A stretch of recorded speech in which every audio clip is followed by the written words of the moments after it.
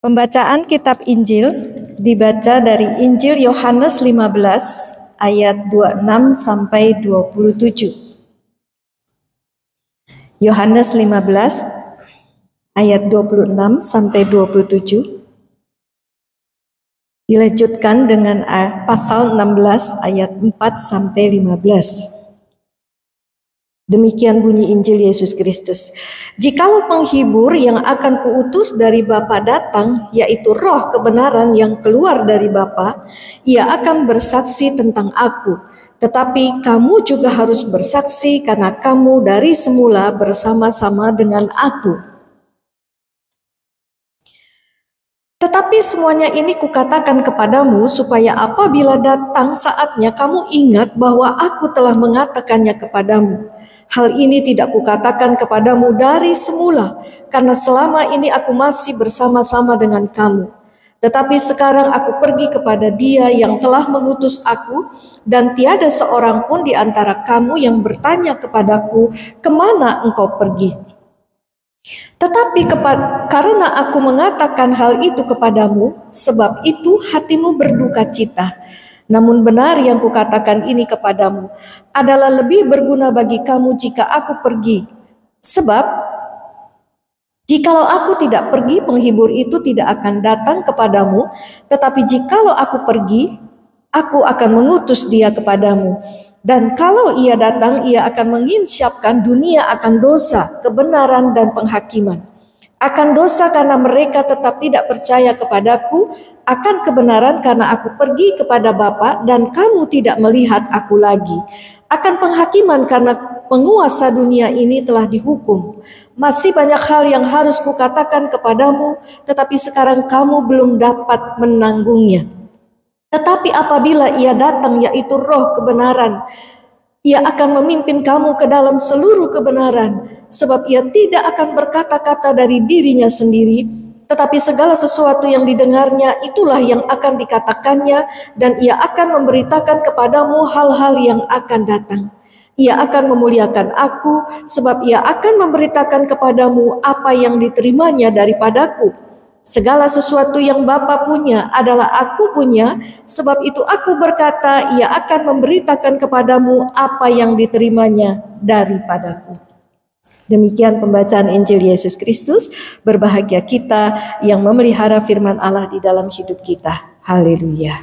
Bapak, Ibu, dan saudara yang terkasih, minggu ini adalah Minggu Pentakosta. Pentakosta di dalam Perjanjian Baru dimaknai sebagai hari turunnya Roh Kudus. Dan di hari Raya Gerejawi Pentakosta ini kita akan bersama-sama merenungkan tema berkata-kata dalam pimpinan roh. Bapak, Ibu, dan saudara yang terkasih, seorang tokoh terkenal, Thomas Carlyle, mengatakan bahwa kehidupan setiap orang itu digerakkan oleh sesuatu. Disadari atau tidak, seringkali manusia itu bertindak dan berkata-kata dari siapa atau apa yang menggerakkan dan memimpin hidup mereka. Apa yang seringkali menggerakkan atau memimpin kehidupan manusia? Setidaknya ada 5 hal yang saya catat ya. Yang pertama, rasa bersalah. Saudara, orang yang digerakkan oleh rasa bersalah dikuasai oleh ingatan-ingatan buruk tentang masa lalunya. Kalau saudara suka mendengar orang berbicara atau diri kita sendiri berbicara, saya mah orang yang gagal, saya orang yang berguna karena kesalahan yang saya buat di masa lalu saya. Nah, itu berarti diri kita dan perkataan kita dipimpin oleh rasa bersalah. Yang kedua, kebencian dan kemarahan. Orang yang hidupnya digerakkan dan dipimpin oleh kebencian serta kemarahan biasanya adalah orang yang punya kepahitan dan tidak pernah pulih dari kepahitannya. Kalau saudara hidup dengan orang model begini, maka saudara akan mendengarkan perkataan yang penuh dengan kepahitan. Mulutnya penuh dengan sungut-sungut, dengan kebencian, dengan omelan. Dan orang seperti ini, saudara, sangat toksik dan bisa membunuh semangat mengasihi pada diri kita. Yang ketiga, rasa takut. Saudara, banyak sekali orang Kristen yang hidupnya digerakkan dan dipimpin oleh rasa takut yang berlebihan. Dari mana asalnya rasa takut yang berlebihan ini? Bisa dari pengalaman yang traumatis, dari harapan yang tidak masuk akal, atau dari keluarga yang terlalu keras dan otoriter.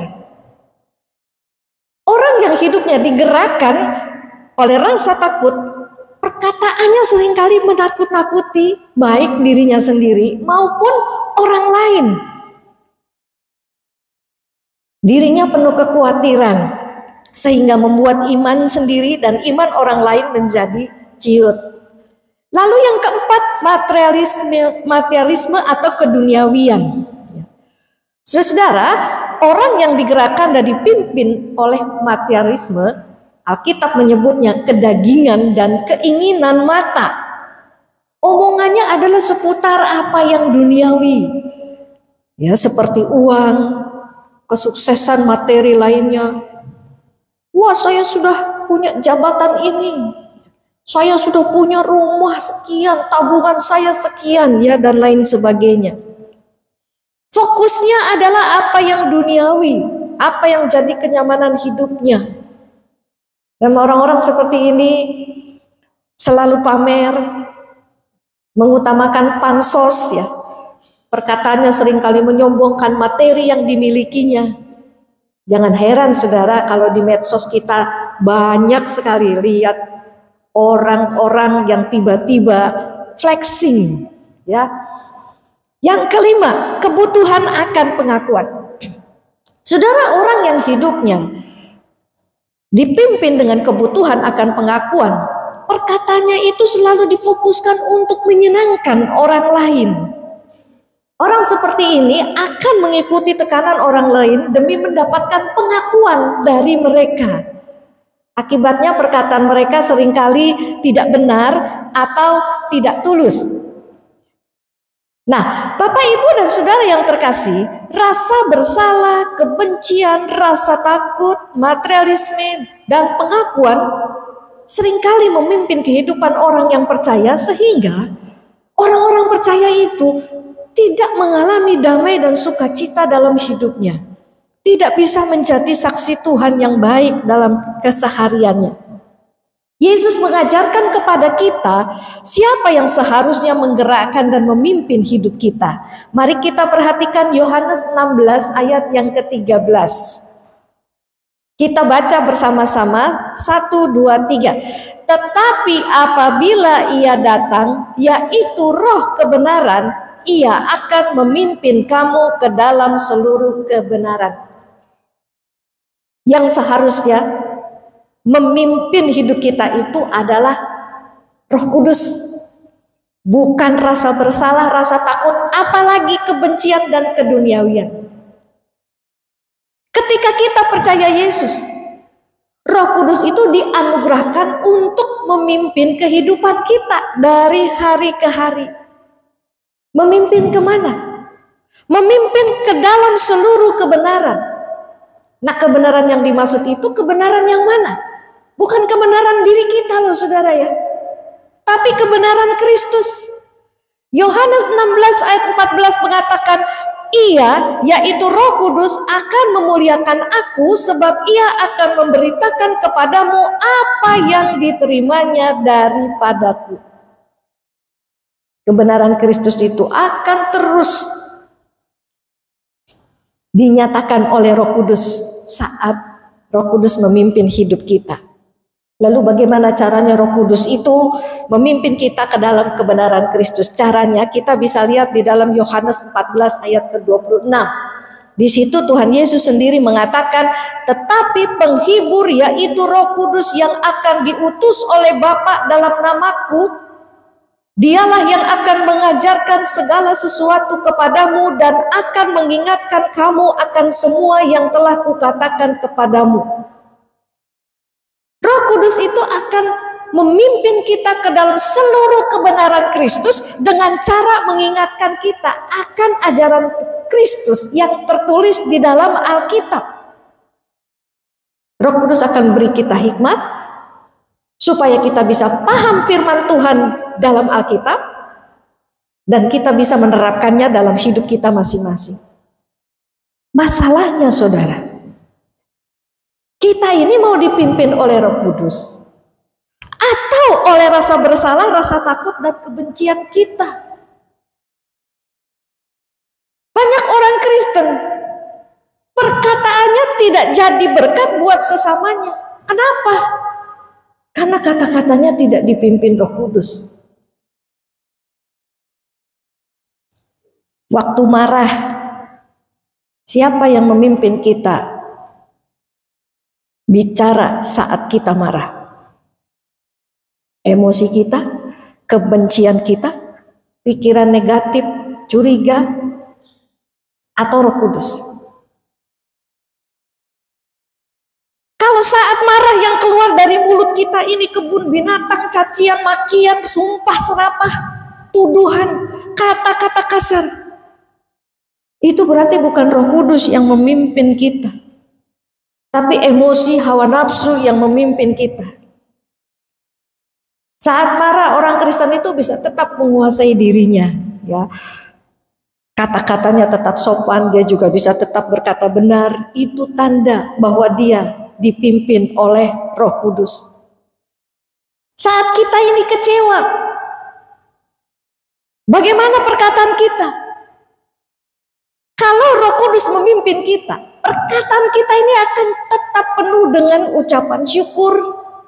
Karena kita memberi kesempatan kepada Roh Kudus untuk memimpin kita saat kita kecewa. Bukan kedagingan kita yang kita biarkan memimpin diri kita. Saat kita dilukai dan dirugikan sesama, perkataan apa yang keluar dari mulut kita? Kata-kata dendam? Awas ya, tunggu tanggal mainnya. Atau kita biarkan Roh Kudus memimpin kita untuk mengampuni, untuk menerima segala rencana Tuhan yang baik, untuk menyerahkan diri, mempercayakan diri kepada Tuhan yang mampu bersikap adil pada kita yang menderita. Bapak, Ibu, dan saudara yang terkasih, orang tidak percaya itu akan melihat kesaksian hidup kita justru saat kita dilukai, dirugikan, saat kita marah dan dikecewakan.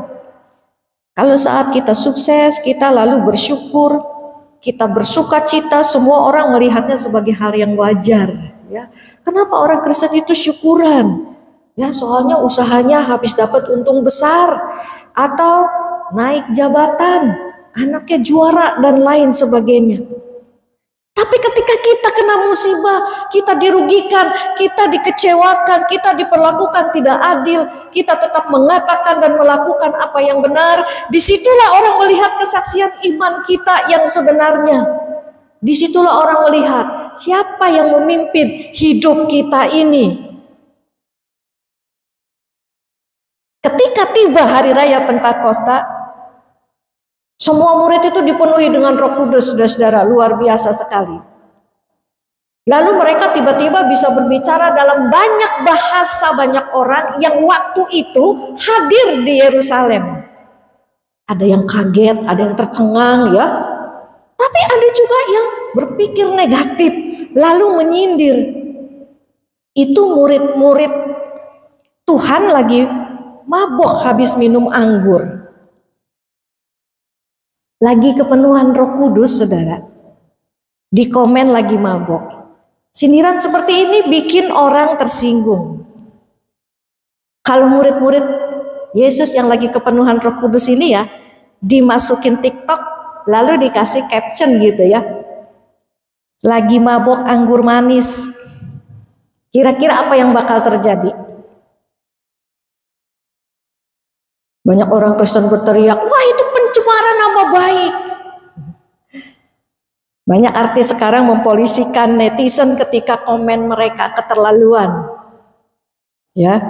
Tapi apa yang dilakukan murid-murid Yesus ketika orang memfitnah mereka?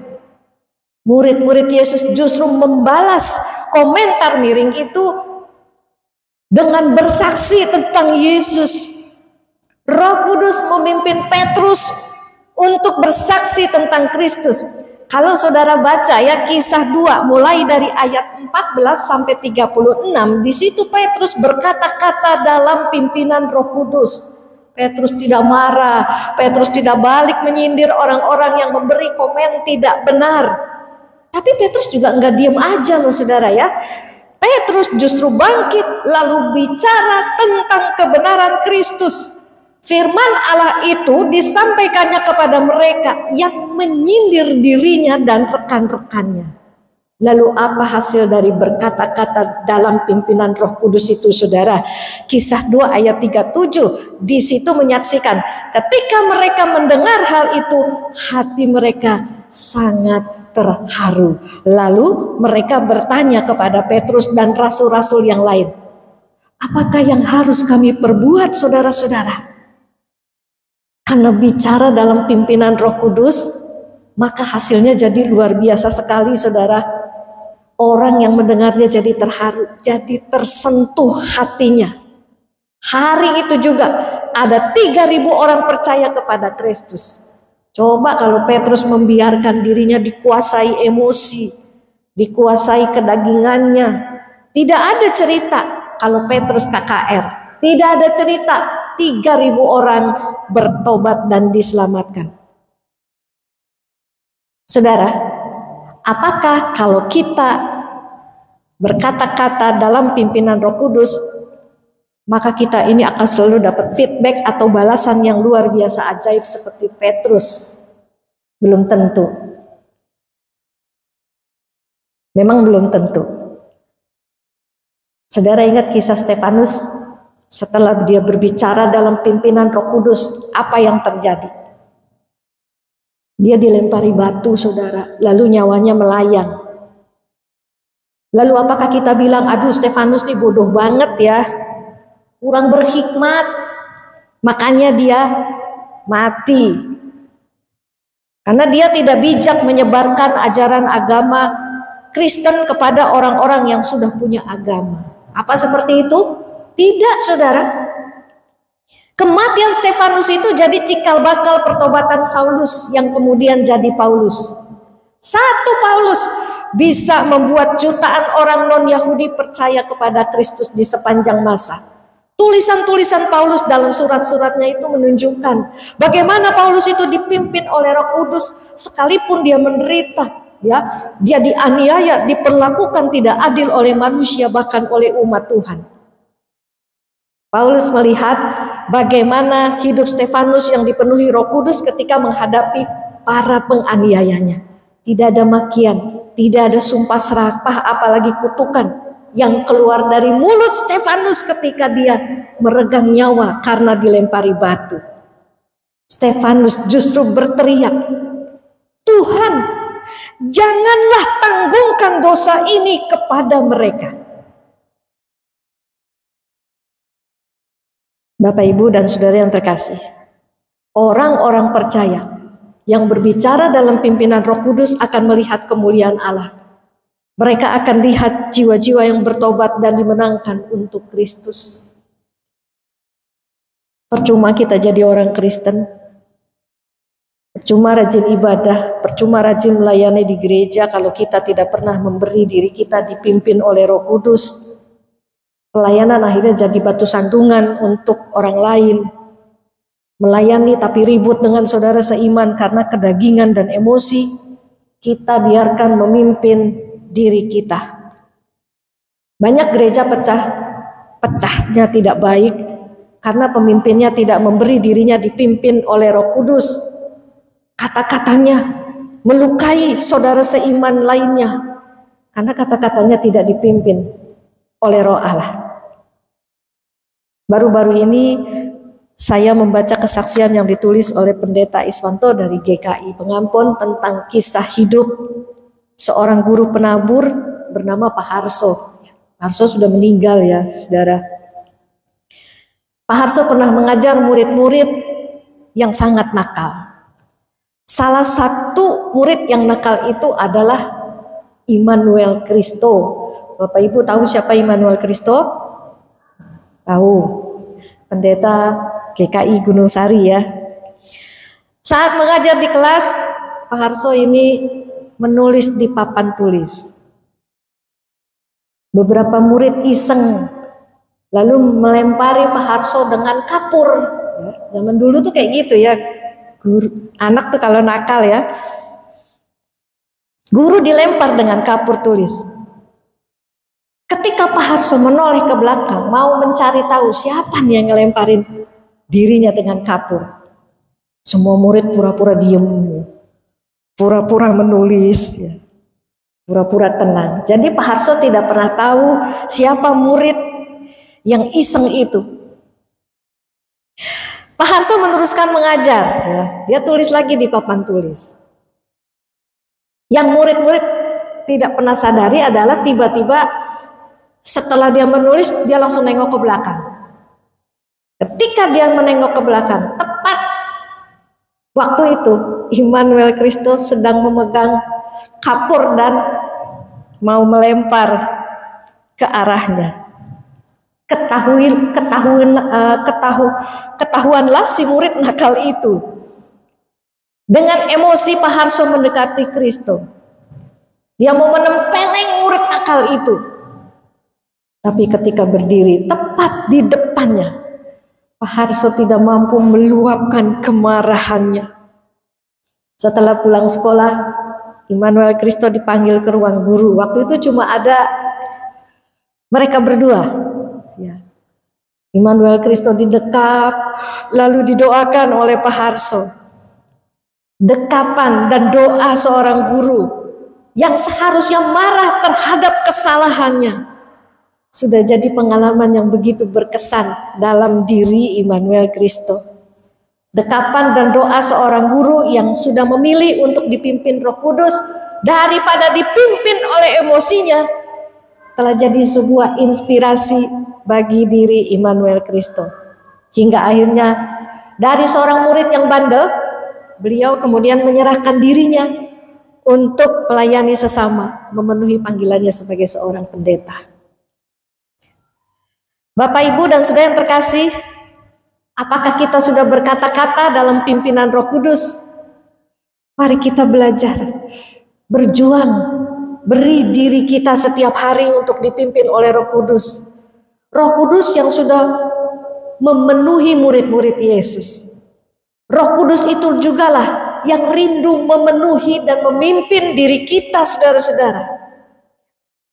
Abraham Kuyper, seorang teolog yang pernah menjadi Perdana Menteri di Belanda, mengatakan, tidak ada seinci hidupku yang tidak dikuasai oleh Roh Tuhan.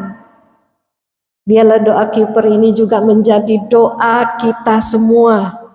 Kiranya setiap inci hidup kita dikuasai oleh Roh Kudus. Amin.